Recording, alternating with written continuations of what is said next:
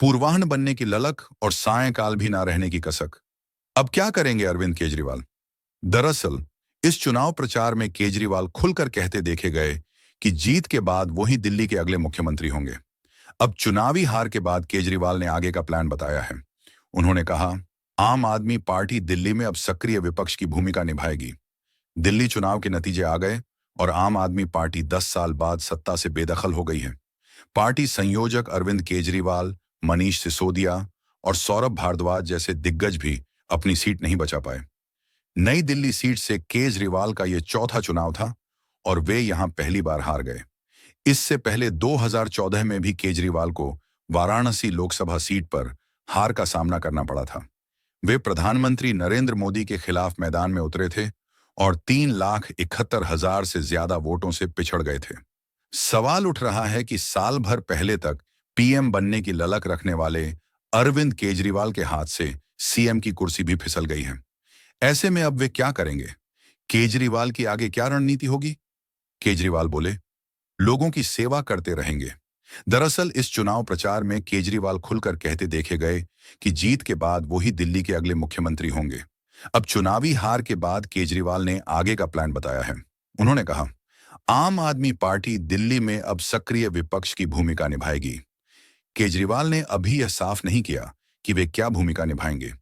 केजरीवाल का कहना था कि हम न सिर्फ एक मजबूत विपक्ष की भूमिका निभाएंगे, बल्कि लोगों के बीच रहेंगे और उनकी सेवा करते रहेंगे। साल 2023 विपक्षी खेमा लोकसभा चुनाव की तैयारी कर रहा था। सारे दल एक साथ आए और मोर्चे का नाम दिया इंडिया ब्लॉक।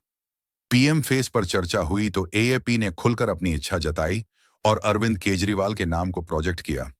एएपी की राष्ट्रीय प्रवक्ता प्रियंका कक्कड़ ने एक बयान में कहा, अगर आप मुझसे पूछें तो मैं चाहूंगी कि अरविंद केजरीवाल प्रधानमंत्री पद के उम्मीदवार बने।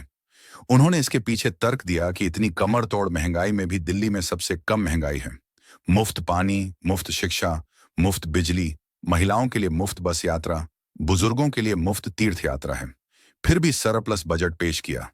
वो लोगों के मुद्दों को उठाते हैं और बीजेपी के लिए एक चुनौती के रूप में उभरे हैं। पीएम के सवाल पर क्या बोले थे केजरीवाल? इस संबंध में अरविंद केजरीवाल से भी सवाल पूछे गए तो वे टालकर निकल गए। हालांकि केजरीवाल में भी पीएम बनने की ललक देखने को मिली।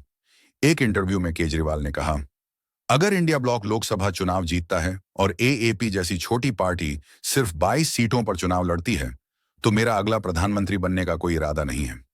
लेकिन जब राहुल गांधी को संभावित प्रधानमंत्री उम्मीदवार के रूप में सवाल पूछा गया तो केजरीवाल ने कहा, ऐसी कोई चर्चा नहीं हुई है। यह एक सैद्धांतिक सवाल है। हम जब साथ बैठेंगे तब इस पर चर्चा करेंगे। केजरीवाल का कहना था कि इंडिया ब्लॉक के प्रधानमंत्री पद के उम्मीदवार का फैसला लोकसभा चुनाव के नतीजे के बाद किया जाएगा। और अब रह गई सीएम भी ना रहने की कसक। शराब घोटाले से जुड़े मनी लॉन्ड्रिंग केस में केजरीवाल को मार्च 2024 में जेल भेजा गया। 156 दिन बाद सितंबर 2024 में केजरीवाल को जमानत मिली और वे बाहर आए तो सबसे पहले उन्होंने मुख्यमंत्री पद से इस्तीफा दिया और ऐलान किया कि वे चुनाव जीतकर ही कुर्सी संभालेंगे। कई मौकों पर केजरीवाल ने खुलकर कहा कि वे चुनाव जीतकर मुख्यमंत्री पद की जिम्मेदारी संभालेंगे। केजरीवाल का कहना था कि जनता तय करेगी कि वो ईमानदार हैं या नहीं।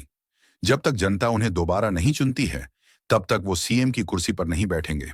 हालांकि इस हार के बाद केजरीवाल के मन में सीएम रहने की कसक बाकी रह गई। अब आगे क्या करेंगे केजरीवाल? केजरीवाल ने 26 नवंबर 2012 को आम आदमी पार्टी लॉन्च की।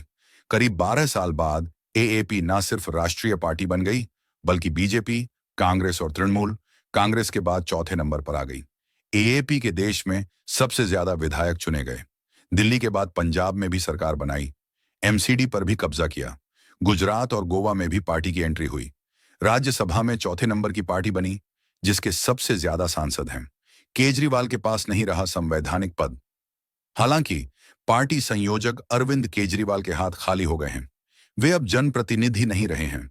उनके पास कोई संवैधानिक पद नहीं रहा है। ना ही वे साल 2028 से पहले राज्यसभा के सदस्य बन सकते हैं।